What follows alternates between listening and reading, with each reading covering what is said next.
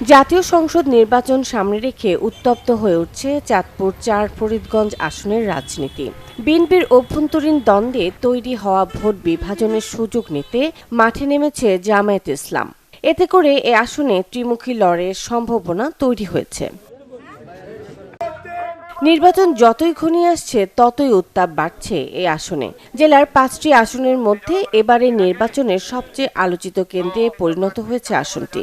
এ আসনে বিএনপির মনোনীত প্রার্থী হিসেবে প্রতিদ্বন্দ্বিতা করছেন সাবেক সংসদ সদস্য লায়ন মোহাম্মদ হারুনুর রশিদ।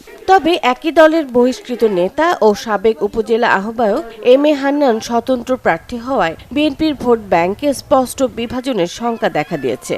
নির্বাচনের জন্য সব সময় আমার নেতা কর্মীদেরকে হুমকি দিচ্ছে, মেরে ফেলবে এবং জায়গায় জায়গায় অফিস ভাঙচুর করে, জায়গায় জায়গায় রাতের অন্ধকারে ব্যানার খুলে ফেলে এবং মাইক ভেঙে ফেলেছে।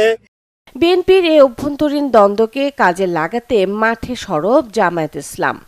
বিদেশ থেকে দেশে রেমিটেন্সের টাকা আসে নিরাপদে, তাই আজই আপনার আপনজনকে বলে রাখুন রেমিটেন্সের টাকা যেন শুধু নগদেই পাঠায়। দলটির মনোনীত প্রার্থী জেলা জামায়াতের আমির মাওলানা মোহাম্মদ বিল্লাল হোসেন মিরাজি ব্যাপক প্রচারণা চালাচ্ছেন ফরিদগঞ্জ জুড়ে। এই এলাকার মানুষ এখানেই কর্ম করে জীবনযাপন করতে পারে, আমরা মাছ সংরক্ষণের জন্য ব্যবস্থা করব। রাজনৈতিক বিশ্লেষকদের মতে বিএনপির দুই প্রার্থীর দ্বন্দ্বে দীর্ঘদিনের শক্ত ঘাঁটিতে এবার চ্যালেঞ্জের মুখে পড়তে পারে দলটি। ফলে আগামী ১২ ফেব্রুয়ারি নির্বাচনে ত্রিমুখী লড়াইয়ের সম্ভাবনা জোরালো হচ্ছে।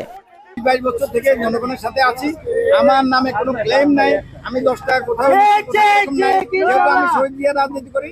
শহীদ জিয়া অনেক সৎ মানুষ ছিল, বেগম জিয়া সৎ মানুষ, আমি সেইভাবে আমি রোহিঙ্গা নই, আমি এলাকার সন্তান। একসময় বিএনপির শক্ত ঘাঁটি হলেও ২০১৪, ২০১৮ ও ২০২৪ সালের নির্বাচনে এই আসনে জয় পায় Awami League.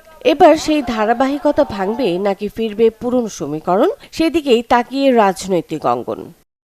Desk report, channel 24।